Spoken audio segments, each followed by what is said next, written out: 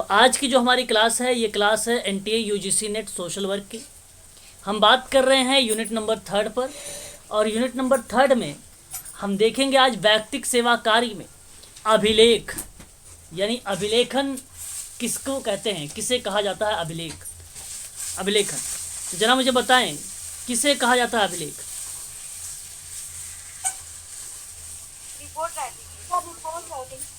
Report writing. Okay, चलिए देखिए, लेखन को अगर हम बात करते हैं अभिलेखन का मतलब ही होता है रिकॉर्डिंग। आप सभी लोगों को पता होगा रिकॉर्डिंग इसको कहते हैं। और रिकॉर्डिंग वह क्रिया होती है, रिकॉर्डिंग मतलब अभिलेखन वह क्रिया होती है जिसमें आंकड़ा का या जो भी आंकड़े हैं, जो भी डेटा है, उन डेटा को ग्रहण करने के बाद उसे किसी माध्यम पर संग्रहित की जाती है, एक प्रकार से कलेक्शन किया जाता है ताकि बाद में इसका उपयोग किया जा सके। आप मान लीजिए मेडिकल सोशल वर्कर है, अब मेडिकल सोशल वर्कर के नाते आप डेटा जरूर कलेक्ट करेंगे। अब आपने उस इंस्टीट्यूट में, उस संस्था में डेटा कलेक्ट किया, एक फॉर्म में लिखा, और फिर उसके बाद आप उस संस्था से निकल गए। कोई दूसरा सोशल वर्कर आता है तो क्या करता है, आपकी फाइल को ही पढ़ता है जो आपने डेटा बनाया है। तो वो एक अभिलेखन की क्रिया है, वह एक प्रकार से अभिलेखन की क्रिया है, उसी को कहा है। अब यहाँ पर व्यक्तिगत अध्ययन की जब बात करेंगे या व्यक्तिगत अभिलेख की बात करेंगे तो हम इसका प्रयोग करते हैं कि कार्यकर्ताओं की निपुणता में, कार्यकर्ता की जो निपुणता होती है उसमें ये वृद्धि हो सके। हम इसलिए यहाँ पर पढ़ते हैं कि व्यक्तिगत सेवा कार्य में कार्यकर्ता अच्छी तरह से यह जानता है कि सामाजिक अनुकूलन एक जटिल प्रक्रिया है और असमायोजन के कारण व्यक्ति और उसके पर्यावरण में बाहरी संघर्ष होता है, और इसे प्राथमिक प्रकार, एक प्रकार से अगर हम बात करें तो एक असमायोजन का टाइप भी माना जाता है अभिलेखन को एक प्रकार से प्राथमिक प्रकार का असमायोजन भी कहा जाता है। चलिए देखते हैं इसमें क्या क्या पॉइंटें हमें देखने को मिलती है। यहाँ पर देखिए अभिलेखन प्रक्रिया। देखिए शायद कोई ज्वाइन हो रहा है, मैं उनको एक बार ज्वाइन कर लेता हूँ। चलिए देखिए यहाँ पे अभिलेखन प्रक्रिया सामाजिक व्यक्तिक सेवा कार्य में बहुत ही महत्वपूर्ण है। देखिए ये बहुत ही ज़्यादा इम्पोर्टेंट सवाल है आप सबके लिए कि अभिलेखन प्रक्रिया सामाजिक व्यक्तिक सेवा कार्य में बहुत ही महत्वपूर्ण है, क्योंकि सामाजिक व्यक्तिक सेवा कार्य में सेवार्थी को सटीक सेवा प्रदान करने के लिए अभिलेख बहुत ही फायदेमंद साबित होता है। अभिलेख के माध्यम से साक्षात्कार, गृह भ्रमण आदि सभी को सुरक्षित रखा जाता है। अभिलेखन प्रक्रिया का प्रयोग करके कई उद्देश्यों की पूर्ति भी की जाती है। बात यहाँ पर एक आता है गृह भ्रमण का। कितने लोग जानते हैं गृह भ्रमण, बताएं जरा। होम विजिट कितने लोग जानते हैं? डोर टू डोर सर्वे करना पड़ता है। हाँ, डोर टू डोर सर्वे करना पड़ता है, उसको बोला जाता है गृह भ्रमण। उसको कभी कभी एग्जाम में यूजीसी में घरेलू भ्रमण लिख कर आएगा, गृह भ्रमण नहीं लिख कर आएगा, घरेलू, नोट कर लीजिएगा, भ्रमण लिख कर आएगा। ऐसा बोलते हैं कुछ। हाँ, D2D यानी D2D का मतलब यही होता है कि डोर टू डोर, ठीक है। तो सेवार्थी के घर जाकर घनिष्ठ संबंध स्थापित करना, और उस समय बहुत आसान हो जाता है जब व्यक्तिक सेवा कार्यकर्ता को सेवार्थी के समग्र परिवेश और उसकी सोच और व्यवहार को प्रभावित करने वाली सामाजिक सांस्कृतिक प्रक्रियाओं के बारे में जब जानकारी मिलती है, तो ऐसी जानकारी हमें D2D यानी डोर टू डोर घरेलू भ्रमण के माध्यम से ही कर सकते हैं। तो वो भी एक प्रकार से अभिलेखन की प्रक्रिया मानी जाती है। व्यक्तिक कार्यकर्ता सेवार्थी के पारिवारिक सदस्यों के निकट, मित्रों और बड़े बुजुर्गों से मुलाकात कर सेवार्थी से संबंधित विभिन्न विषयों पर खुलकर बातचीत करता है। यहाँ पर घर पर मुलाकात करना, चाय पर बात, जी अवलोकन भी हो जाएगा ना सर उसका। ऑब्जर्वेशन भी हो जाएगा। अवलोकन बेसिकली क्या होता है, हम देख कर करते हैं। यहाँ देख कर तो करेंगे, लेकिन यहाँ पर गृह भ्रमण में हमें पेरेंट्स प्लस में बड़े बुजुर्ग, मित्र इत्यादि चीज में पड़ोसी से भी हम यहाँ पर जानकारी प्रोवाइड कर सकते हैं, ले सकते हैं। ठीक है, तो ऑब्जर्वेशन थोड़ा सा हट के है, यहाँ पे ऑब्जर्वेशन को रिलेट ना करें घरेलू। हाँ ये है कि उसको देख कर ही किया जाता है, ऑब्जर्वेशन का मतलब ही होता है, अवलोकन का मतलब देख कर करना किसी चीज को। बिल्डिंग रेपो भी इसमें आ जाएगा सर? जी, बिल्डिंग रेपो यानी कम्युनिटी से रिश्ते अपने जो संबंध बनते हैं। हाँ ठीक है, हाँ हाँ बिल्कुल बिल्कुल, ये पार्ट उसका भी बन जाएगा। ठीक है, इस चीज को आप लोगों को जो है ध्यान में रखना है। ठीक है, आगे अगर हम बात कर, अच्छा एक बात ध्यान रखना, ये जो व्यक्तिगत समाज कार्य के अंतर्गत आप पढ़ रहे हैं अभिलेखन, ये एक अहम भूमिका अगर हम बात करते हैं तो मैरी रिचमंड की है, मैरी रिचमंड की है। अब अगर मैं आपसे सवाल करूं कि व्यक्तिक सेवा कार्य के जनक कौन है, तो आप क्या नाम देंगे? Mary Richmond. यहां पर यही मैरी रिचमंड का ही ये स्टेटमेंट फिर सही होगा। ठीक है, इस चीज को आप जो है ध्यान में रखिएगा। आगे बढ़ते हैं, फिर कहता है कि अभिलेखन प्रक्रिया का प्रयोग करके कई उद्देश्यों की पूर्ति की जाती है। तो जैसे अगर हम बात करें क्या क्या उद्देश्यों की आप पूर्ति करेंगे, देखिए यहाँ अगर हम बात करते हैं तो सामाजिक व्यक्तिक सेवा कार्य करते समय सारे गतिविधियों को रिकॉर्ड करके अंत में मूल्यांकन करेंगे और निष्कर्ष तक आप पहुंच सकते हैं। तो ये पहली काफ़ी इंपॉर्टेंट पॉइंट है। और अभिलेखन के माध्यम से सेवार्थी को सेवा प्रदान करने की प्रक्रिया में निरंतरता बनी रहती है, ये दूसरी पॉइंट है आपके लिए। लिखित अभिलेख, अगर हम बात करें लिखित अभिलेखों के माध्यम से गुणवत्ता की जांच की जाती है, जिससे अगर कुछ त्रुटि क्या हो, कुछ त्रुटि या गलती होती है तो वह सही भी किया जा सकता है। देखिए ये अभिलेख का एक टाइप बन रहा है, टाइप ना कहकर आप इसमें कहें तो इसका एक प्रकार की विशेषताओं के रूप में उभर के आ रहा है।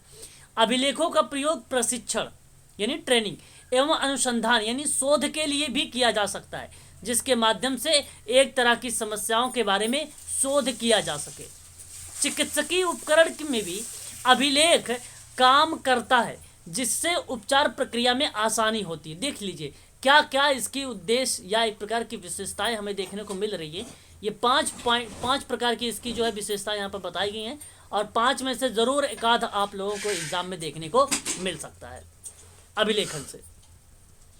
अब अभिलेखन में प्रयोग की जाने वाली कुछ विधियां होती हैं, जैसे किसी वस्तु के माध्यम से सेवार्थी की स्थिति को स्पष्ट करता है। जैसे अगर हम बात करें होम विजिट में, जैसे अभी आप लोगों ने बता रहे थे, तो होम विजिट में क्या होता है कि घर पर जाकर घनिष्ठ संबंध स्थापित करने में व्यक्तिगत सेवा कार्यकर्ता को अपनी पृष्ठभूमि, परिवेश और व्यवहार भी अधिक महत्वपूर्ण होने लगता है। तो ऐसी कंडीशन पर किसी भी वस्तु के माध्यम से सेवार्थी की स्थिति को आप स्पष्ट कर सकते हैं। वहीं अगर बात करें इकाई अभिलेख में, तो यानी आपको मालूम होना चाहिए कि जो आप फॉर्मेट बनाते हैं वो सेवार्थी पर ही फॉर्मेट को लागू करेंगे। जैसे सेवार्थी का नाम क्या है, आयु क्या है, लिंग क्या है, ठीक है, ये सारी चीज़ें सेवार्थी का, पिता का नाम, पिता की व्यवसाय क्या है, पिता की शिक्षा क्या है, माता का नाम, माता का व्यवसाय, माता की शिक्षा, ठीक है, ये सारी चीज़ें जो है एक इकाई अभिलेख में हम इसको मेंशन करते हैं। इकाई का मतलब होता है यूनिटी, यूनिटी का मतलब होता है एकाकी, ठीक है, इसी फॉर्मेट में हम इसको क्या करेंगे, लागू करेंगे। मुख्य पृष्ठ की सूचना होनी चाहिए। मुख्य पृष्ठ सूचना का मतलब क्या होता है, जो मैंने अभी नाम बताया ना, सेवार्थी का नाम, लिंग, आयु, ये सारा मुख्य पृष्ठ की सूचनाएं कहलाती हैं। ठीक है, इसमें अगर आप कहें पड़ोसी का बारे में जानकारी लेने के लिए, तो हम इसमें नहीं रखेंगे मुख्य पृष्ठ की सूचना में पड़ोसी के बारे में। यहाँ तक कि मनोरंजनात्मक एक्टिविटी भी हम लोग नहीं रखेंगे मुख्य पृष्ठ सूचनाओं में भी। बच्चे की या सेवार्थी की जो भी क्रियाविधि होगी इसमें शामिल नहीं करेंगे, केवल नाम सेवार्थी का। अब सेवार्थी का नाम, आयु, शिक्षा, व्यवसाय, ये प्लस में माता पिता का शिक्षा, व्यवसाय, और उसके बाद अगर हम बात करें तो जो पेरेंट्स की भूमिका है उसमें मुख्य रूप से, ठीक है, उनकी भी। तो माता पिता और पेरेंट्स दोनों अलग अलग हैं, इस चीज़ को भी ध्यान रखिएगा। पेरेंट्स किसको कहते हैं, कौन बताएगा मुझे, पेरेंट्स किसे कहेंगे? जो संरक्षक होता है, पालक। हाँ, पालक यहाँ पे सही शब्द है। संरक्षक भी आप इसी को बोल सकते हो, संरक्षक भी, ठीक है।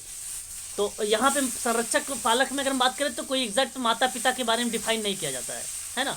ये भी आते हैं, नाना नानी भी आ सकते हैं, ठीक है, दादा दादी भी आ सकते हैं, चाचा चाची भी आ सकते हैं, ठीक है, ये भी शामिल हो सकते हैं पेरेंट्स या पालक या संरक्षक में। पत्राचार का विवरण, अस्पष्ट भाषा का प्रयोग। अस्पष्ट भाषा का प्रयोग बहुत सरल होता है, कहने का मतलब ये है आप सरल शब्दों का प्रयोग करें। आप जब भी फॉर्मेट कोई चीज़ बनाते हैं तो आप सरल शब्दों का प्रयोग करें, ये कहता है अभिलेख की प्रक्रिया। एक तथ्य के लिए एक पैराग्राफ बनाएं, ये तो बहुत आसान है, ये आपको मालूम भी होगा। व्याकरण में शुद्धि की जो है आप यहाँ पे करें, मतलब त्रुटि ना करें, तो ये एक प्रकार से प्रक्रिया मानी जाती है अभिलेखन की, ठीक है। तो ये तो बहुत सरल था। अभिलेखन की प्रक्रिया अगर हम बात करते हैं तो यहाँ पर देखिए, चेहरे के हाव भाव का अध्ययन का अभिलेख होता है, सामाजिक व्यक्तिक सेवा कार्य की पद्धति और विधियों के द्वारा अभिलेख होता है, लेखन होता है, ध्वनि अभिलेखन, उपयोगी सूचनाओं का एकत्रीकरण और अभिलेखन, सूचना का क्रमबद्धता होता है, निदानात्मक रूपरेखा तैयार करना, मतलब डायग्नोसिस की जो प्रक्रिया होगी वो आप यहाँ पे तैयार करेंगे, उपचारात्मक रणनीति को भी तैयार करोगे इसी में, तो ये अभिलेखन की प्रक्रिया का पार्ट मान लिया जाएगा, ठीक है। अभिलेखों की आवश्यकता कहाँ कहाँ होती है तो देख सकते हैं आप लोग। विद्यालय एक सामाजिक संस्था है जो छात्रों के प्रति, अभिभावक के प्रति, सरकार और समाज के प्रति उत्तरदायी है। इसलिए विद्यालय या स्कूल को अभिलेख, प्रतिवेदन और रजिस्ट्रेशन रजिस्टर आदि में रखे जाते हैं। इन रजिस्टरों और प्रतिवेदन से स्कूल के विकास का पता चलता है, जिसे स्कूल या विद्यालय की वित्तीय स्थिति और संपन्न संपत्ति का पता करने तथा अनुदान का उपयोग एवं अनुसंधानों का पता हेतु लगाया जाता है। तो एक प्रकार से यहाँ पर अभिलेख की आवश्यकता है। तो फाइनेंस में विद्यालय में यहाँ पे ज़रूरत है। आगे अगर हम बात करते हैं यहाँ पे, तो विद्यालय और शैक्षिक नियोजन के आधार पर होते हैं और इसके आधार पर भावी योजना का निर्माण संभव होता है, और यह राज्य सरकार के नियमों के आधार पर कार्य करने का प्रमाणीकरण भी होता है। और ये क्या होता है? अभिलेख। इस चीज़ को ध्यान रखेंगे। विद्यालय यानी स्कूल संसाधनों का महत्वपूर्ण संगठन करने और लक्ष्य की प्राप्ति करने हेतु भी अभिलेख का प्रयोग किया जाता है। छात्रों की प्रगति से अनेक अभिभावक तथा अन्य संबंधित व्यक्तियों को अवगत कराने हेतु आवश्यकता होती है अभिलेख की। बात करते हैं छात्रों का मूल्यांकन और क्रमानुति का आधार भी अभिलेख होता है। विद्यालय या स्कूल की स्थापना, विस्तार, क्रमिक विकास, उत्थान और पतन का पता चलता है अभिलेख के माध्यम से। विद्यालय में निरीक्षण के समय इनकी आवश्यकता होती है अभिलेख की। सभी प्रकार के विद्यालय संबंधित जानकारी के रूप में भी आवश्यकता होती है अभिलेख की। तो अभिलेख काफ़ी इम्पोर्टेंट है सेवार्थी और कार्यकर्ता के लिए। यहाँ पे दोनों के लिए ये अभिलेख की काफ़ी ज़्यादा भूमिका इम्पोर्टेंट है। इस चीज़ को आप ध्यान रखेंगे। अभिलेख के प्रकार की बात कर लेते हैं। तो एक होता है छात्र अभिलेख, एक होता है प्रशासनिक अभिलेख। छात्र अभिलेख का मतलब क्या होता है कि अभिलेख में छात्रों की संख्या, नाम, आयु, पता, विषयवार, कक्षा अनुसार संख्या आदि विविध सूचनाओं का संकलन होता है। यह छात्र अभिलेख बनेगा। प्रशासनिक का मतलब होता है एडमिनिस्ट्रेशन रिकॉर्ड। इसमें विद्यालय का इतिहास, स्कूल का उद्देश्य, आदेश, विकास और सेवा की स्थितियां, परिस्थितियां और राजकीय विभागों से पत्र व्यवहार आदि का संकलन होता है। इसको बोलते हैं प्रशासनिक अभिलेख। शैक्षिक अभिलेख में इन अभिलेखों के मुख्य रूप से शिक्षक उपस्थित, जिसको आप अब्सेंट और जो है एक अब्सेंट होता है, एक प्रेजेंट होता है, ये एक आपने देखा होगा विद्यालय में, उसको बोला जाता है शैक्षिक अभिलेख।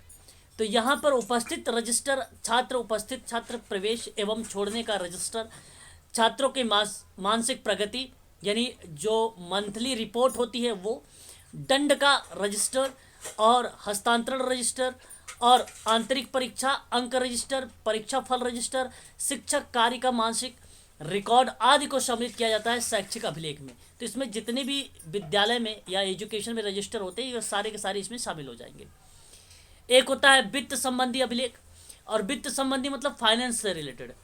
तो इसमें फीस रजिस्टर होगा, आकस्मिक राशि, कैश बुक, वेतन बिल रजिस्टर, दान अनुदान रजिस्टर, छात्रवृत्ति रजिस्टर आदि को इसमें शामिल किया गया फाइनेंस संबंधी अभिलेख में। एक और बात करते हैं, एक सामान्य अभिलेख होता है। इन अभिलेखों में स्कूल कैलेंडर, निरीक्षक पुस्तिका, लॉग बुक, विजिटर बुक, विवरण पुस्तिका, आदेश संबंधित संबंधी का रजिस्टर, भवन संबंधी पंजिका, शिक्षकों और कर्मचारियों की सेवा संबंधी रजिस्टर आदि को शामिल किया गया है सामान्य अभिलेख में। ठीक है, आगे अगर हम बात करते हैं अभिलेखों के रखरखाव को लेकर। अभिलेखों का रखरखाव करना एक कला ही नहीं, विज्ञान भी है, और यह सब कार्य वैज्ञानिक तरीके से व्यवस्थित रूप में करना चाहिए। यह व्यवस्था होनी चाहिए कि अभिलेख को ढूंढने में किसी प्रकार की कठिनाई ना हो। प्रत्येक अभिलेख फाइलों का नंबर सुनिश्चित करना चाहिए। सभी अभिलेखों को सुनिश्चित अलमारी में रखना, ये एक प्रकार से अभिलेखों का रख रखाव है। प्रत्येक रजिस्टर पर क्रमांक मुख्य पृष्ठिका सुपाठ्य शब्दों में लिखा होना चाहिए। प्रत्येक अभिलेख रजिस्टरों में पृष्ठ संख्या डाली जानी चाहिए। अभिलेखों से संबंधित पृष्ठों में किसी प्रकार की त्रुटि होने पर उसे पढ़ना और जलाना नहीं चाहिए। इस चीज को भी आप लोगों को ध्यान रखना होगा। ठीक है, तो कुछ चीजें हैं अभिलेखों से संबंध में आप लोगों से पूछा जा सकता है, इस चीजों को आप लोग जो है ध्यान में रखिएगा। इतनी बात आप लोगों को समझ में आ गई है तो एक बार क्लियर करिए मुझे।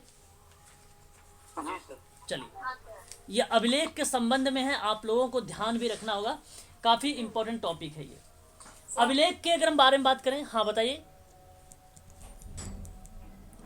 देखिए, अभिलेख के बारे में अगर हम बात करें तो अभिलेख से बेनिफिट क्या क्या हो सकते हैं, कोई फायदा बताइए मुझे जरा, क्या इसका बेनिफिट हो सकता है। सर जैसे ये क्लाइंट के साथ काम करते हैं, अगर पीछे कोई त्रुटियां हैं तो उसको दोबारा ना दोहराया जाए, उसके लिए बेनिफिट होता है कि हम पढ़ सकते हैं क्या क्या हो चुका है, इसके द्वारा हम इसकी और हेल्प कर सकते हैं। देखिए, अभिलेख सर व्यक्ति का ट्रीटमेंट जी, ट्रीटमेंट किस प्रकार से करना है, हाँ डायग्नोसिस। हाँ, रिकॉर्ड से एक और ये फायदा हो सकता है, जैसे उसके साथ पहले कुछ कोई घटना हो चुकी है और बाद में अगर कोई फिर ऐसी घटना घटती है तो हमारे पास रिकॉर्ड होगा, उसे हम पढ़ सकते, देख सकते हैं, तो पता हो जाएगा कि हाँ ये चलिए पहले कोई गुड। चलिए मेरी बात सुनिए एक बार, सभी लोगों ने सही बताया। देखिए, अभिलेख एक तो काम ये करेगा कि सहायता से जो ऑब्जर्वेशन होगा, अभिलेख की सहायता से जो ऑब्जर्वेशन होगा और शिक्षा कार्य में जो सुविधा होगी वो एक प्रकार से अभिलेख की एक अहम भूमिका होगी सुविधा में।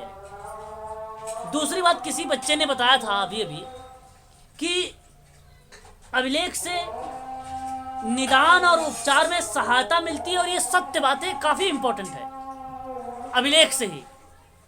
तीसरी बात, सामाजिक नियोजन और शोध और अवलोकन प्रणाली में, शोध में, रिसर्च में एक अहम भूमिका निभाती है अभिलेख। ये फायदा है। ये आपको बता दूं कि कार्यकर्ता के उत्तरदायित्वों का ज्ञान होता है और पता चलता है कि सेवार्थी को उचित सहायता मिल रही है कि नहीं मिल रही है, ये अभिलेख से होता है। ये अभिलेख से होता है, इसलिए आप थर्ड पॉइंट को प्लस में 4 पॉइंट को भी आप याद रखेंगे। अभिलेख के द्वारा सेवार्थी में हुए परिवर्तन को जाना जा सकता है, ये 5वां पॉइंट। और कार्यकर्ता को सेवार्थी की समस्याओं को समझने में मदद मिलती है अभिलेख के माध्यम से, और इसमें कार्यकर्ता की निपुणता में क्या होती है, वृद्धि होती है। यह अभिलेख एक प्रकार का फायदा बताता है। तो यह है लाभ, इस चीज को आप ध्यान रखेंगे। बात करते हैं, अगर हम सिलेबस की बात करें तो उसमें एक सिद्धांत दिया हुआ है, अभिलेख के सिद्धांत। तो सिद्धांत क्या हो सकता है? सिद्धांत अभिलेखों में दर्ज बातें गोपनीयता समझी जानी चाहिए। ये देखिए, एक प्रकार का अगर हम बात करें तो सिद्धांत है अभिलेख का, ये एक प्रकार का ये सिद्धांत है। पहली पॉइंट आप ध्यान रखेंगे। दूसरी बात अगर हम करें, वस्तुनिष्ठता एवं परिशुद्धता का पालन किया जाना चाहिए, यह सिद्धांत है। अभिलेखों की भाषा और शैली सरल होनी चाहिए, यह एक सिद्धांत है। अभिलेखन का काम सामान्यतः सेवार्थी के सामने नहीं करना चाहिए, यह एक सिद्धांत है। सेवार्थी के संवेग अर्थात उसके क्रोध, प्रसन्नता, नाराजगी आदि का समुचित वितरण प्रस्तुत करना चाहिए, यह भी एक प्रकार का सिद्धांत है ना।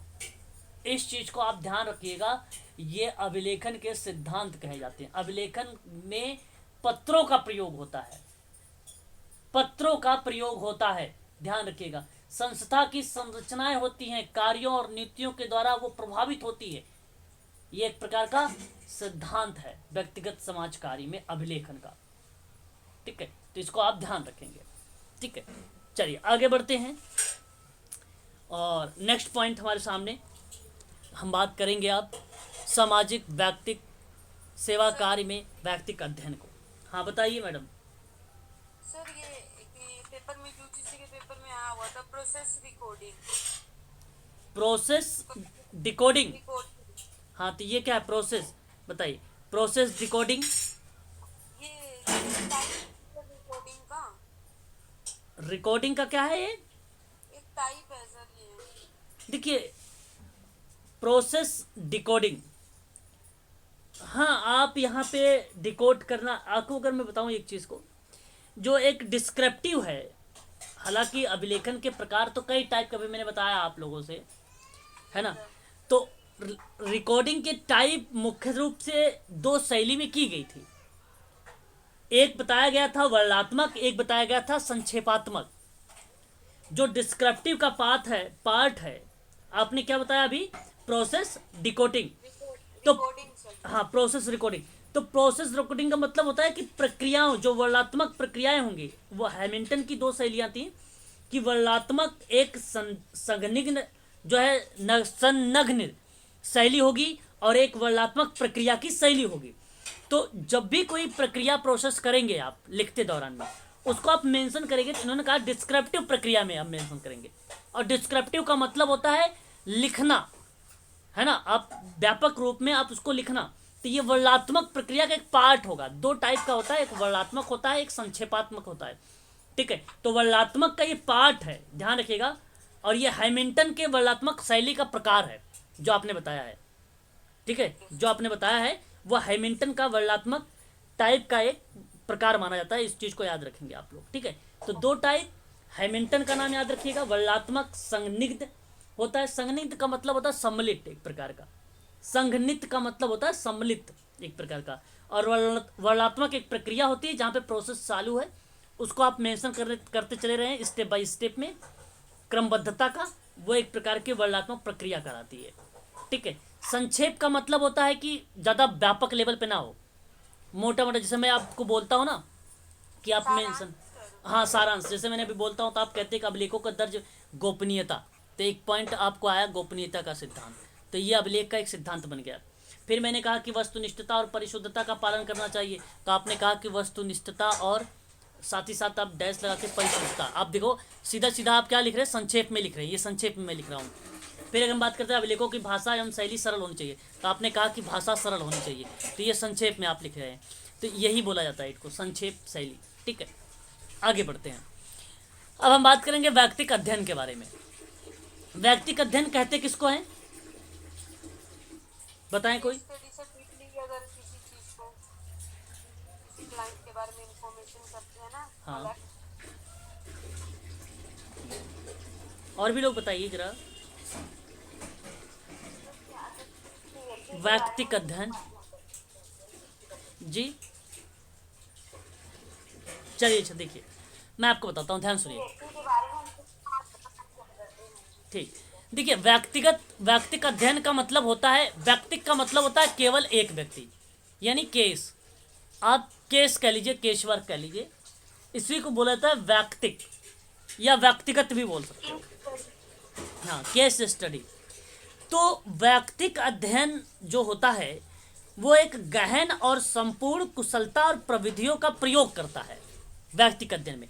तो एक व्यक्ति की संपूर्ण जानकारी होगी, केस जिसको आप कहते हैं, सोशल वर्क इसको एक शब्द में यूज करता है, उसको बोलता है केस हिस्ट्री। केस हिस्ट्री, हाँ केस हिस्ट्री का फॉर्मेट किसी ने देखा है कि मैं दिखाऊं एक बार आपको, तो ये आपको यहाँ से दिखाई दे देगा, ये केस हिस्ट्री में आपको दिखाई मिल जाएगा कि भाई फैमिली हिस्ट्री क्या है, ठीक है। फिर डेवलपमेंट हिस्ट्री आपको देखना पड़ेगा केस हिस्ट्री में ये क्या चीज़ होती है, ठीक है। बिहेवियर प्रॉब्लम, ये ऐसे बहुत हैं, ठीक है।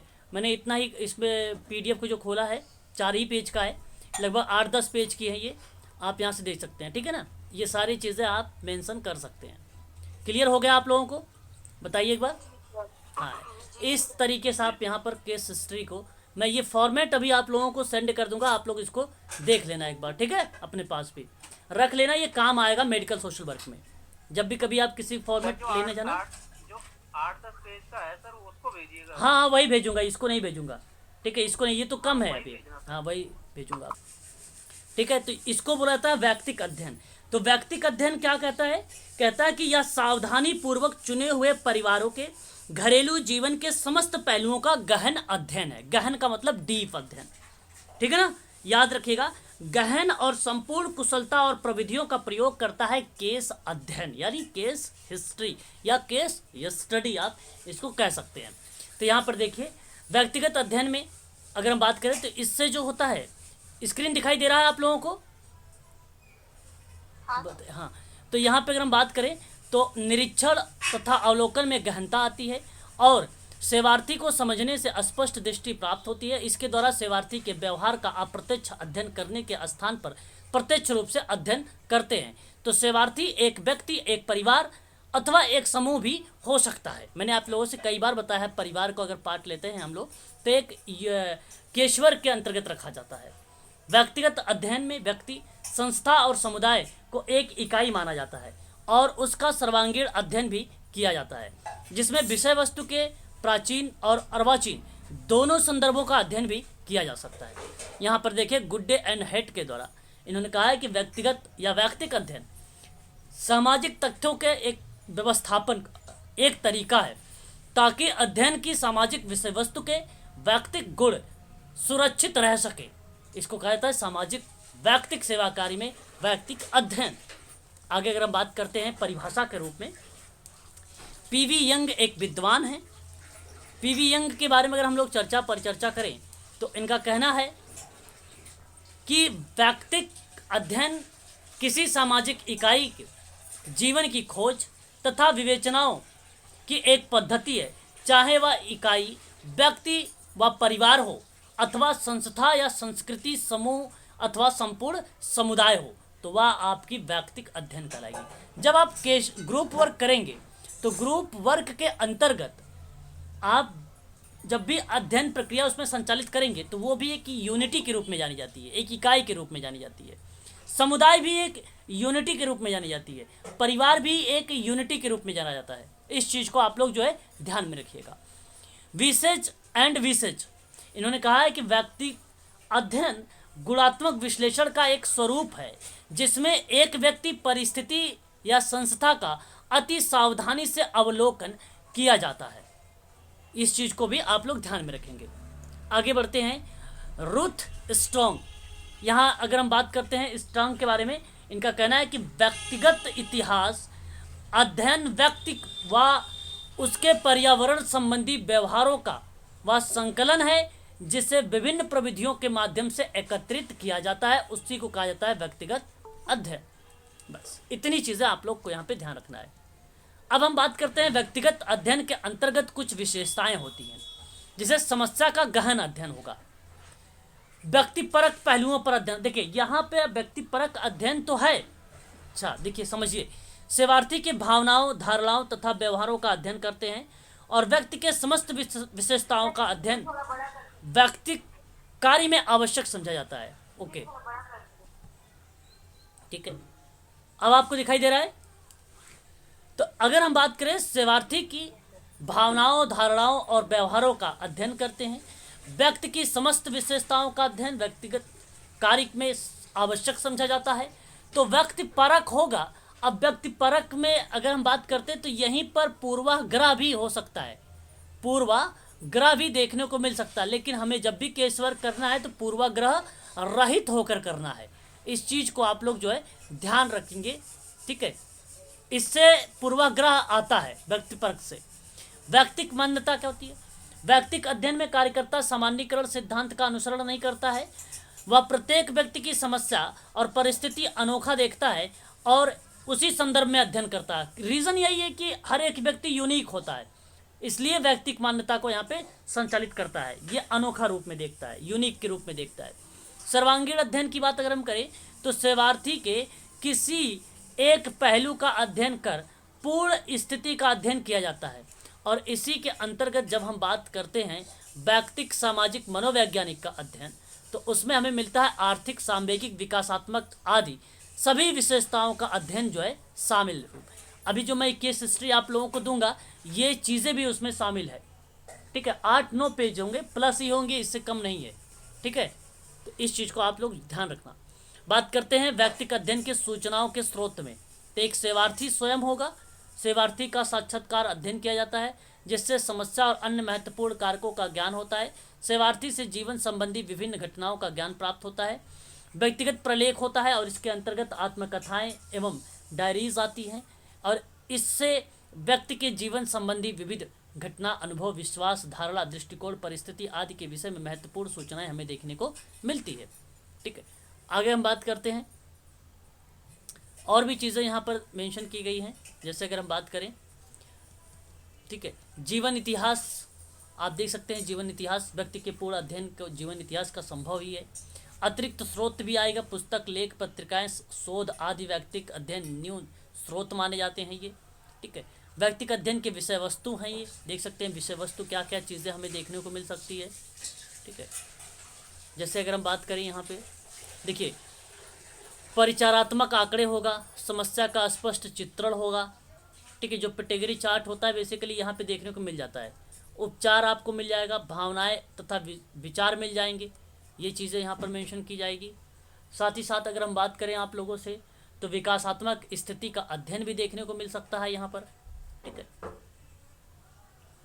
ये आपका समाप्त हो गया है। ठीक है, इसमें कुछ और नहीं है, 12-13 पॉइंट इसमें है, आप यहाँ पे देख सकते हैं। ठीक है ना, समस्या का निदान। तो ये था आपका व्यक्तिक समाज कार्य के अंतर्गत। मैंने आपसे बात किया है अभिलेखन के बारे में, और उसके बाद मैंने आप लोगों से बात किया है अभी भी व्यक्तिक इतिहास के बारे में। इसमें कुछ पॉइंटें हैं, आपको ध्यान रखना है। कार्यकर्ता सेवार्थी संबंध के 2 श्रेणी में विभाजित किया गया है। एक है आपका विषयात्मक संबंध, दूसरा है आत्मचेतनात्मक संबंध। कर्ता सेवार्थी का जो संबंध है वो कितने भागों में बांटा गया है, बात समझ में आ रही कि नहीं आ रही? वो 2 भागों में, एक विषय के संबंध में और एक आत्मचेतनात्मक के संबंध में। व्यक्तिक कार्यकर्ता पात्रता मूल्य में विश्वास करता है, जो कि व्यक्ति को समुचित सम्मान प्रदान करता है। ये व्यक्तिक सेवा कार्य में कार्यकर्ता सेवार्थी और उसकी स्थिति से संबंधित पक्षों का विश्लेषण एक अच्छी अभिलेखन प्रक्रिया से ही होती है। कार्यकर्ता के द्वारा यानी आपके द्वारा सेवार्थी को समस्या के सही निदान के लिए पूर्वाग्रह से मुक्त होना चाहिए, और आपको सेवार्थी की परिस्थितियों के व्यापक परिप्रेक्ष्य के आकलन में समझ होनी चाहिए, और निदान की परिशुद्धता के आधार पर आप अध्ययन करेंगे। इस चीज को भी आप ध्यान रखिएगा। अमेरिका में चैरिटी ऑर्गेनाइजेशन सोसाइटी के स्वयंसेवक निर्धन और जरूरतमंद लोगों के घरों में भ्रमण कर उनकी सहायता के उपायों को ढूंढा भी है। तो इसलिए आपको होम विजिट भी थोड़ा सा याद होना चाहिए कि होम विजिट होता क्या है। ठीक है सर, आपने कार्यकर्ता सेवार्थी संबंध के 2 बिंदु बताए, जरा वो फिर से रिपीट कर दीजिए। एक है विषयात्मक संबंध, दूसरा आपका आत्मचेतनात्मक या आत्मचेतन भी कह सकते हो, या आत्मचेतनात्मक संबंध भी बोल सकते हो। अच्छा, अब आप लोग जरा मुझे बताइए कि जो व्यक्तिगत सामाजिक कार्यकर्ता है यानी आपकी भूमिका बताइए सोशल केस वर्क में कैसे है, आप क्या क्या क्या करेंगे बताइए। भूमिका आपकी सोशल केस वर्क की बताइए, सोशल केस वर्कर की। ठीक है सर, आप सिर्फ अभिलेखन के रूप में पूछ रहे हैं या पूरा पूछ रहे हैं? नहीं, मैं अभिलेखन के रूप में नहीं, आपको व्यक्तिगत समाज कार्य के रूप में ही पूरा पूछ रहा हूँ कि सोशल केस वर्क आप कैसे करेंगे, उसमें आपकी कैसे कैसे भूमिका होगी। सबसे पहले जो सेवार्थी है उसको प्रवेश होगा उसका सर, फिर हाँ। अध्ययन होगा, फिर उसकी समस्या का अध्ययन होगा, उस पर उसका डायग्नोस करेंगे, उसका निदान करेंगे, उसके बाद उसका उपचार। चलिए, ये आपको मालूम है कि मनोसामाजिक अध्ययन, मैं आपको बता देता हूँ, मनोसामाजिक अध्ययन, निदान, उपचार, मूल्यांकन, ये आपको 4 पता है, प्रतिपुष्टि तक भी पता है, ये आप करेंगे, ये आपके गुण हैं, ठीक है। और इसके अलावा क्या आपके गुण हैं? सर भूमिका पूछ रहे हो ना? हाँ, भूमिका का मतलब गुण ही तो है आपके। आपकी क्या भूमिका है उसमें, आपके क्या गुण है? As a counsellor sir. परामर्श नहीं, आप अपने नाम मत बताइए। आप परामर्श हैं, आप मेडिटर हैं, मुझे मालूम है। आप आपकी कई भूमिका है, लेकिन मैं कह रहा हूँ व्यक्तिगत समाज कार्य में आपकी क्या भूमिका है, मैं बताता हूँ, सुनिए। आपको एक तो मानव व्यवहार का ज्ञान होना चाहिए, यह आपका गुण है। मानव व्यवहार का आपका ज्ञान होना चाहिए, पहली बात। दूसरी बात, सुनने और अवलोकन करने की आपके अंदर क्षमता होनी चाहिए। यही तो कारण है कि ये टेक्निक है। आप में से किसी ने कहा कि टेक्निक नहीं पढ़ाया गया है, तो सुनने का और अवलोकन करने के अंदर जो है अवलोकन करने की क्षमता आपके अंदर होनी चाहिए, है ना। ये सुनना एक प्रकार की टेक्निक है भाई। कार्यकर्ता में सुनने और अवलोकन करने की क्षमता होनी चाहिए। सेवार्थी जितनी अधिक बातें करे बताएगा, कार्यकर्ता को उसकी समस्या को सुलझाने में उतनी ही तो मदद मिलेगी। कार्यकर्ता को सेवार्थी की बातें केवल सुनना ही नहीं होता है, बल्कि उसका अवलोकन करना भी होता है। इस चीज़ को ध्यान रखिएगा। और आपके काम क्या हो सकते हैं? और सेवार्थी के कदम से कदम मिलाकर चलने की योग्यता होनी चाहिए आपके पास, कदम से कदम मिलाकर, है ना। मतलब क्या होना चाहिए? यहाँ पे कार्यकर्ता को सेवार्थी की मानसिक गतिशीलता के अनुरूप सेवा कार्य की प्रक्रिया पूरी होनी चाहिए। यदि सेवार्थी के मानसिक स्तर का ज्ञान कार्यकर्ता को नहीं होगा तो वह समझेगा कि कार्यकर्ता उसकी सहायता नहीं कर पाएगा, यानी नहीं करना चाहता था या नहीं करना चाहता है। तो सेवार्थी की मानसिकता के अनुरूप चलकर कार्यकर्ता सेवार्थी की पूर्ण विश्वास हासिल कर सकता है। यहाँ पर तो कदम से कदम मिलाकर चलना है, दृष्टिकोण का निर्माण करना है आपको। सेवार्थी का आपको पक्षपात और पूर्वाग्रह से मुक्त होना होगा, और आपको सेवार्थी की भावनाओं को समझने की योग्यता होनी चाहिए। ये सभी के सभी आपके क्या हैं बताइए, गुण हैं कि नहीं है? यहीं पर आपके सामाजिक व्यक्तिक सेवा कार्यकर्ता की एक भूमिका निकल के आ जाती है। इस तरीके की आपकी भूमिका होगी। अगर ये सारी चीज़ें आपको आता है तो फिर आप अच्छे सोशल केस वर्कर हैं, ठीक है। समझ बात आई आपको? बताइए। हाँ, हाँ सर। इस चीज़ को आप ध्यान रखिएगा।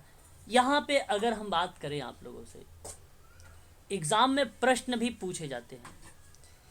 कहेगा कि व्यक्तिक सेवा कार्य प्रणाली के अंतर्गत अध्ययन, निदान और उपचार की प्रक्रियाओं का संचालन कौन करता है? सेवार्थी करेगा, संस्था करेगा, कि व्यक्तिक सेवा कार्यकर्ता करेगा, कि सभी करेंगे? बताइए। कार्यकर्ता करेगा सर। कार्यकर्ता करेगा। बहुत बढ़िया, बहुत बढ़िया। ऐसे आप लोगों से एग्ज़ाम में जो है प्रश्न भी देखने को मिल सकते हैं, इसलिए आप लोगों को इन सभी चीज़ों को अच्छे से समझना होगा, ठीक है। चलिए आगे बढ़ते हैं। आज के टॉपिक जो है यहीं पर हमने सोशल केस वर्क का समाप्त किया है, और नेक्स्ट टॉपिक लेंगे थोड़ा सा। अब हम पढ़ेंगे यूनिट नंबर 3 में ही आप लोगों को मिलता है, यूनिट नंबर 3 में आप लोगों को मिलता है सामाजिक समूह कार्य भी, सामाजिक समूह कार्य भी। और सामाजिक समूह कार्य होता क्या है, कौन बताएगा?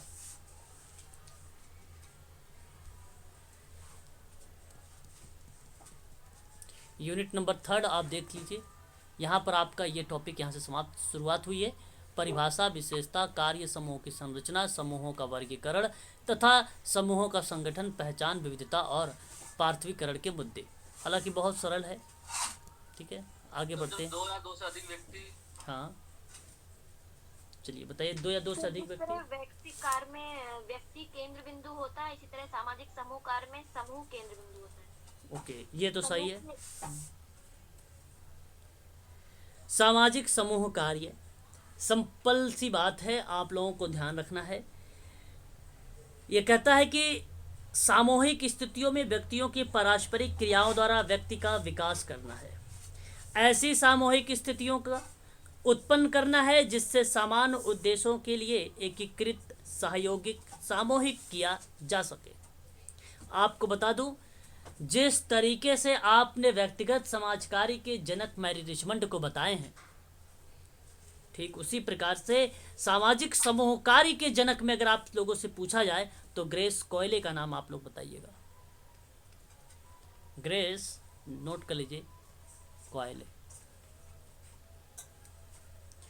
यहां भूमिका ट्रेकर की भी है, यहां भूमिका कोनफ्का की भी है, परंतु जिस तरीके से आप और विद्वानों के बारे में पढ़ते हैं, हैमिल्टन, विल्सन और रायलैंड, इनके बारे में, तो ये आएंगे अपने विचार को लेकर, लेकिन भूमिका सबसे ज़्यादा अहम अगर किसी की है तो वो है ग्रेस कोयले महोदय की। ठीक है, जी सर। तो चलिए आगे पढ़ते हैं। सामाजिक समूह कार्य के अंतर्गत समूह ही सेवार्थी होता है, अर्थात व्यक्ति की सहायता समूह के माध्यम से की जाती है, जिससे समूह की उन्नति एवं विकास संभव होता है। कार्यकर्ता विभिन्न कार्यक्रमों के माध्यम से समूह में उन्नति एवं विकास लाता है। व्यक्ति के लिए समूह आवश्यक होता है, अतः सामूहिक कार्य समूह विकास द्वारा व्यक्ति के विकास एवं उन्नति में सहयोग देता है। वह व्यक्ति और समूह की एक ही सीमा में सहायता करता है, उसी को बोला जाता है समूह। समूह के साथ सामाजिक कार्य प्रत्यक्ष और सामाजिक कार्य के व्यापक क्षेत्र में प्रतिनिधित्व भी करता है। समाज कार्य की ये प्राथमिक प्रणाली है सामाजिक समूह कार्य। मैंने आप लोगों के साथ बता भी चुका हूँ इसके बारे में, है ना। इस चीज को आप लोग जो है ध्यान भी रखेंगे। ठीक है, आगे बढ़ते हैं और भी पॉइंट देखते हैं। वह समूह को इस प्रकार कार्य करने के लिए उत्साहित करता है जिससे सामूहिक अंतःक्रिया और कार्यक्रम दोनों ही व्यक्ति के विकास और वांछित सामाजिक उद्देश्यों की प्राप्ति में सहयोग दे सके। इसी को कहते हैं सामाजिक समूह कार्य। सामाजिक समूह कार्य बोला जाता है। आगे अगर हम बात करते हैं इसी में, तो यहाँ पे आप देख सकते हैं सामाजिक समूह कार्य के अंतर्गत ही अर्थ के रूप में परिभाषा के विश्लेषण के आधार पर सामाजिक समूह कार्य का अर्थ पर प्रकाश अगर हम डालें तो जो सोशल ग्रुप वर्क होता है, वैज्ञानिक ज्ञान, प्रविधि, सिद्धांत, कुशलता पर आधारित प्रणाली होती है ये सामाजिक समूह कार्य। आगे अगर हम बात करें तो समूह में व्यक्ति पर बल दिया जाता है और किसी कल्याणकारी संस्था के तत्वाधान में प्रयोग किया जाता है इसका। अगर हम बात करें, व्यक्ति की सहायता समूह के माध्यम से की जाती है। सेवा संबंधी क्रियाकलाप में समूह स्वयं एक उपकरण के रूप में आता है, यानी टूल्स के रूप में आता है, और इससे प्रशिक्षित कार्यकर्ता कार्यक्रमों संबंधी क्रियाकलापों में समूह के अंदर अंतः क्रियाओं का मार्गदर्शन करने में अपने ज्ञान, नियुक्ता व अनुभव को प्रयोग में लाता है। सामूहिक सेवा कार्य के अंतर्गत समूह में व्यक्ति व समुदाय के अंश स्वरूप समूह केंद्र बिंदु होता है। यह अभी आप लोगों में से किसी एक बच्चे ने बताया भी था। बात करते हैं सामूहिक सेवा कार्य अभ्यास में केंद्रीय या मूल तत्व सामूहिक संबंधों को सचेत व निर्देशित प्रयोग में लाता है। तो ये जो 8 पॉइंट हैं, ये जो 8 पॉइंट हैं, ये 8 के 8 पॉइंट अपने आप में इम्पोर्टेंट है। इस चीज को आप ध्यान रखिएगा, ठीक है, इस चीज को आप ध्यान रखिएगा। ये 8 पॉइंट है। आगे अगर हम बात करते हैं, एक सवाल सिंपल सा मेरा है कि समस्त समाज कार्य का केंद्र बिंदु व्यक्ति को माना जाता है। वह व्यक्ति समूह और समूह के अन्य सदस्यों का संबद्ध होता है। ये किस विद्वान ने कहा है? Option A Hamilton, option B Wilson और Ryland, option number C Trecker, option D इनमें से कोई नहीं। बताइए। इनमें से कोई नहीं सर, मेटा और देश बताए ना। नहीं, ये ट्रेकर। हाँ, समाज कार्य एक केंद्र बिंदु व्यक्ति के रूप में माना जाता है और यह व्यक्ति समूह और समूह के अन्य सदस्यों से संबद्ध होता है। यह HB ट्रेकर का है, HB ट्रेकर का है, आप ध्यान रखिएगा, ठीक है। चलिए आगे बढ़ते हैं और भी चीज़ें देखते हैं। सर रिपीट कीजिए एक बार। यहाँ पे देखिए स्क्रीन पर लिखा हुआ है, इस प्रकार ट्रेकर ने समस्त समाज कार्य का केंद्र बिंदु व्यक्ति को माना है। वह व्यक्ति समूह और समूह के अन्य सदस्यों के संबद्ध होता है। तो यह व्यक्ति समूह और समूह के अन्य सदस्यों से संबद्ध होता है और समस्त समाज कार्य का केंद्र बिंदु व्यक्ति माना है। ठीक है, क्लियर? Yes sir. आगे बढ़ते हैं। सामाजिक समूह कार्य के अंतर्गत एक विद्वान है, न्यूज टेटर। और ट्रेटर के बारे में अगर हम बात करें, सन 1935 में इन्होंने कहा है, स्वैच्छिक संघ द्वारा व्यक्ति के विकास तथा सामाजिक समायोजन पर बल देते हुए और एक साधन के रूप में इस संघ का उपयोग सामाजिक इच्छित उद्देश्यों को आगे बढ़ाने के लिए शिक्षा प्रक्रिया के रूप में सामूहिक कार्य को परिभाषित किया है और यह कहलाता है आपका सामाजिक समूह कार्य। यह कहलाता है सामाजिक समूह कार्य। बात करते हैं ग्रेस कोयले महोदय के बारे में। सन 1939 में सामाजिक समूह कार्य का उद्देश्य सामूहिक स्थितियों में व्यक्तियों की अंतःक्रिया द्वारा व्यक्तियों का विकास करना और ऐसी सामूहिक स्थितियों को उत्पन्न करना जिससे समान उद्देश्यों के लिए एकीकृत सहयोगिक सामूहिक क्रिया हो सके, वो कराती है सामाजिक समूह कार्य। ये है ग्रेस कोयले महोदय।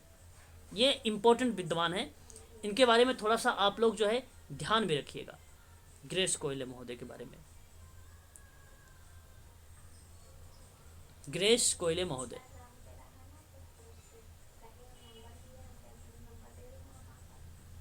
बताइए।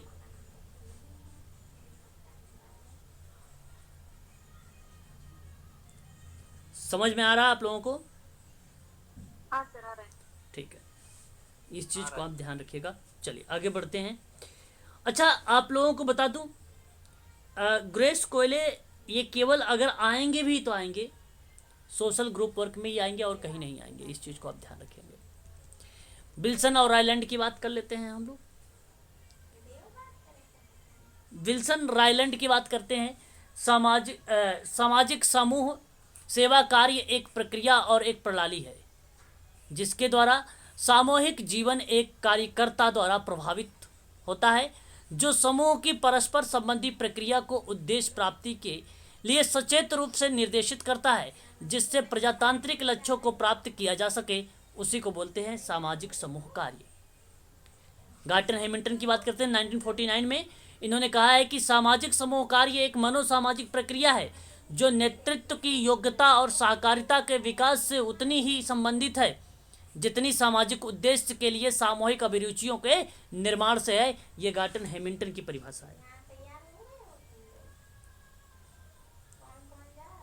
गार्टन हैमिल्टन 1949 में कहा था, विल्सन और रायलैंड 1949 में वो भी कहे थे। और एक और विद्वान आएंगे, कार्ले ऑडम 1950 में।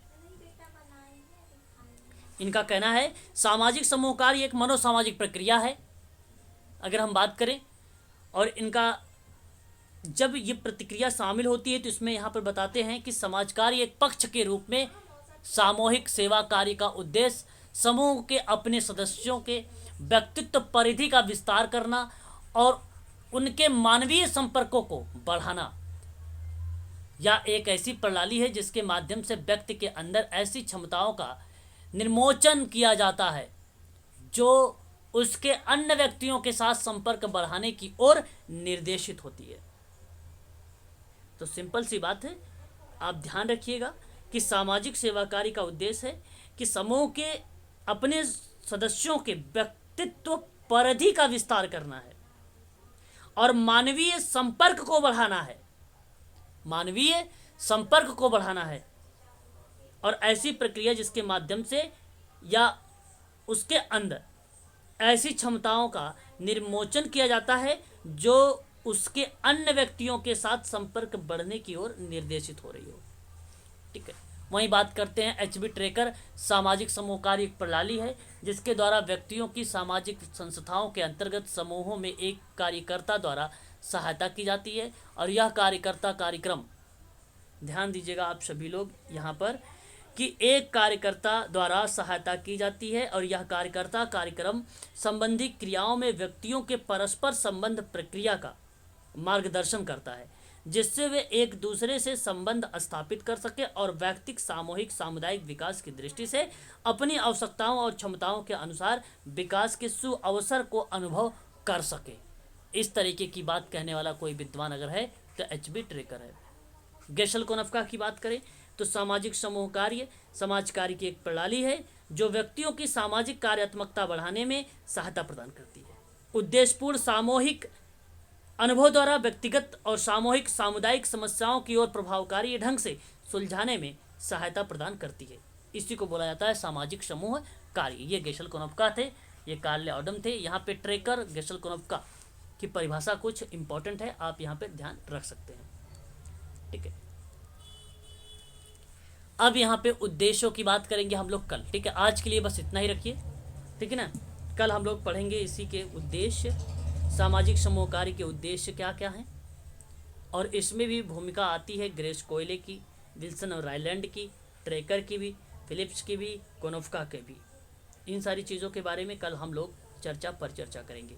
यहाँ से अगर प्रश्न पूछा जाता है कि सामाजिक समूह कार्य एक मनोसामाजिक प्रक्रिया है, उक्त परिभाषा किसकी है? ग्रेस कोयले की, हैमिल्टन की, फ्रीडलैंडर की, ट्रैकर की है? बताइए किसकी है? सर फिर से पूछिए, कौन सी परिभाषा? सामाजिक समूह कार्य एक मनोसामाजिक प्रक्रिया है।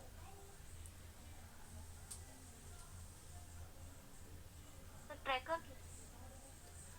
हैमिल्टन की है। इस चीज को आप जो है ध्यान में रखिएगा। ठीक है, यहाँ पे अगर हम बात करते हैं अगर कुछ खास इंपॉर्टेंट अगर किताब के बारे में, तो एक विद्वान की यहाँ से आज किताब आप नोट कर लीजिए, सामाजिक समूह सेवा कार्य उत्तर प्रदेश की एक हिंदी संस्थान लखनऊ में एक किताब आई थी 1992 में, पीडी मिश्रा की थी। Indian journal of social work कब लाया गया था? 1997 में, याद रखेंगे। Indian journal of social work 1997 में इसको लाया गया था। इस चीज़ को आप ध्यान रखेंगे।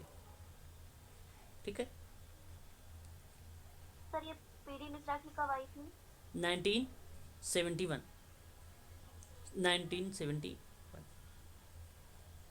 पीडी मिश्रा की किताब की बात कर रहे हैं आप? हाँ। 1992। 71 में क्या आया था सर? 71 में आपका Indian journal of social work आया था। 1997 में आया था, 71 नहीं, 1997 में, 1997 में। ठीक है, ये चीज़ आप ध्यान रखिएगा। और इसके संबंध में अगर हम आप लोगों से बात करें तो एक आध पॉइंट्स और भी आ सकते हैं, जैसे आप लोगों से ट्रैकर की किताब का नाम पूछता है ना, तो याद रखिएगा social group work principle and practice किताब थी, ये आप नोट कर लीजिएगा। ठीक है, ये मुझे लगता है कि ये कई बार पूछा भी गया है एग्जाम में। ठीक है, विल्सन और रायलैंड की भी किताब थी social group work practice. Wilson और रायलैंड की अभी परिभाषा मैंने आप लोगों को ऊपर पढ़ाया है ना इनकी, यहाँ पे आप देखिए ये वाली 1949 में। जी, social group work principle and practice book किसकी है sir? Social group work practice, principle and practice book किसकी है?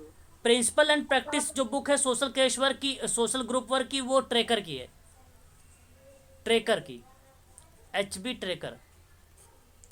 और जो सोशल ग्रुप वर्क मैं बात कर रहा हूँ आपको प्रैक्टिस के केवल प्रैक्टिस में, वो विल्सन और रायलैंड की है। ठीक है, सर हाँ, ये जो मुझे थोड़ा सा पूछना था, रिवीजन चल रहा है। American association medical social work, American association social work और नेशनल एसोसिएशन सोशल वर्क, इनके ना जो आपने ईयर्स लिखवाए हैं थोड़ा सा कंफ्यूजन है। वो मतलब गूगल पे कुछ और आ रहा है खुल के, अमेरिकन सोशल केस वर्क मतलब केस वर्क नहीं है, है। The American medical social work, हाँ, American association of medical social work, American social, association. आप सही, हाँ, अमेरिकन मेडिकल सोशल वर्क है ना आप बोल रहे हो? हाँ अमेरिक एसोसिएशन, हाँ American medical association social work, यही कह रहे हो ना? हाँ। हाँ, तो इसमें क्या आ रहा है आपको? आपने 1960 लिखवाया, उसमें 19 गूगल पे 1918 है। 1987, 18 नहीं होगा, 87 87 हो। नहीं, नहीं नहीं, 1918 है गूगल पे भी और पीडीएफ में भी 18 है, और 1960 लिखवाया है। दे- और जो मेडिकल नहीं है सिर्फ सोशल वर्क का एसोसिएशन अमेरिका का, वो 1955 है। तो थोड़ी सी 1955। कंफ्यूजन है, एक बार आप रीचेक करके कल थोड़ा सा बता देंगे। चलो ठीक है, ठीक है। जो अमेरिकन मेडिकल एसोसिएशन वाला है वो 1847 का है। अमेरिकन मेडिकल एसोसिएशन है, फाउंडेड इन जो है 1847 का था, और लार्जेस्ट के रूप में अगर ये जाना गया तो 1897 से जाना गया।